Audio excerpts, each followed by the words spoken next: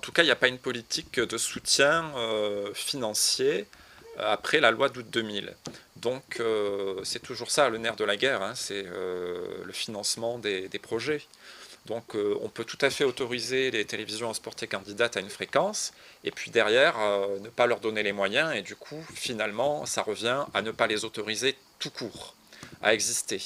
Donc il y a vraiment besoin que la loi évolue dans ce sens-là, si on veut que la liberté d'expression soit garantie dans notre pays, si on veut que les citoyens aient accès à une information de proximité sur les réseaux de diffusion classiques, et si on veut que les habitants s'impliquent et participent à cette expression citoyenne, à cette information locale. Il y a un manque de reconnaissance manifeste, qu'il soit politique ou du grand public, mais l'un va avec l'autre. Nous sommes des médias non commerciaux. Nous ne sommes pas dans le système commercial. Nous n'avons pas la capacité ni l'envie d'aller faire de grandes publicités, de grandes campagnes de promotion autour de notre activité. Si on veut le faire, ça passe naturellement par une reconnaissance politique. Les radios associatives sont les seuls acteurs de cette famille de médias à avoir cette reconnaissance, parce qu'il y a eu le combat des radios pirates dans la fin des années 70, parce qu'il y a eu la reconnaissance en 1981 par Mitterrand, puis des lois qui sont venues légitimer cette reconnaissance avec un fonds de soutien qui par ailleurs aide les radios à vivre annuellement. Ces radios ont cette reconnaissance politique, mais cette reconnaissance pour les radios reste très limitée. On reste dans des budgets très très très petits par rapport aux médias traditionnels, et puis on reste dans une reconnaissance politique très marginale sur ces dispositifs. Et quant aux télévisions, aux journaux, aux sites web, etc., on est là dans une non-reconnaissance totale. Certaines collectivités territoriales commencent à se poser la question, et c'est vraiment une très bonne chose.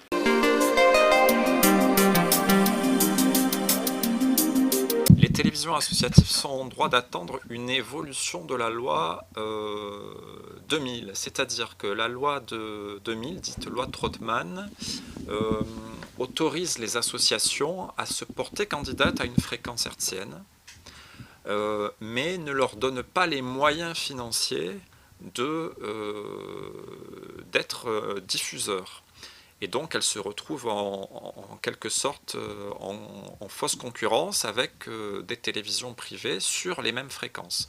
Et du coup, elles n'ont aucune chance d'être sélectionnées, puisque le critère principal du CSA pour choisir les candidats, c'est la viabilité économique.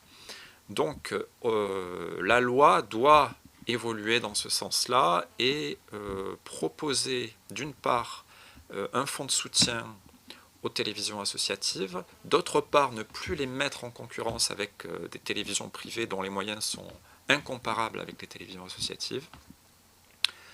C'est ce sont les deux principaux points d'évolution de la loi si elle doit évoluer aujourd'hui.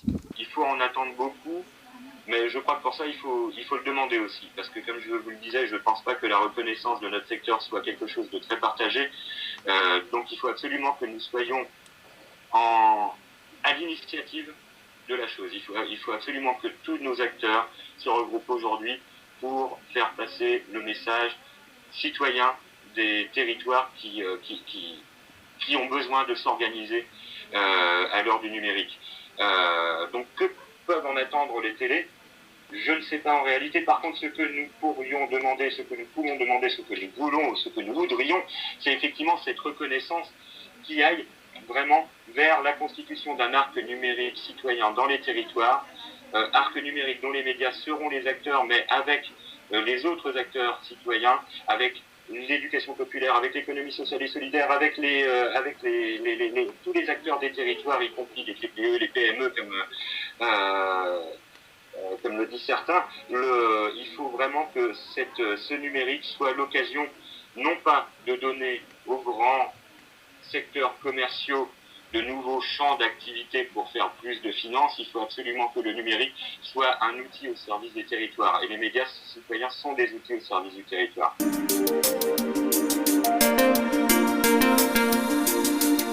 pas évolution, mais c'est un autre média en complément, comme la télévision que vous pouvez capter chez vous, c'est être tout à fait complémentaire de la presse écrite que vous retrouvez dans les kiosques.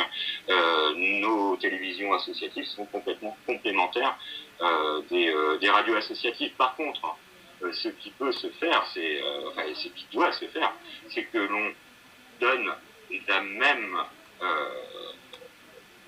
la même reconnaissance aux télévisions, et y compris aussi au site web, à la presse écrite, qu'aux radios associatives. À partir du moment où le rôle des structures est le même, où les moyens qui sont donnés sont les mêmes, où chacun mène à sa manière, avec son média, une mission de communication sociale de proximité en général, ou en tout cas une mission citoyenne, il n'y a pas de raison que les télévisions ne bénéficient pas de la même reconnaissance. Alors, en tout cas, ce qui est certain, c'est que l'évolution de la loi, elle doit être en faveur des télévisions associatives et des radios associatives, dans le sens où on pense en tout cas à la fédération que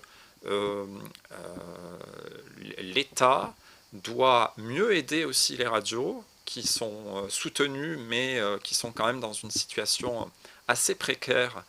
Et du coup, ce qu'on propose, c'est un fonds de soutien à l'expression citoyenne qui soit à la fois pour les radios et pour les télévisions, et qui permettent en l'occurrence aux télévisions associatives d'être enfin soutenues au même titre que les radios.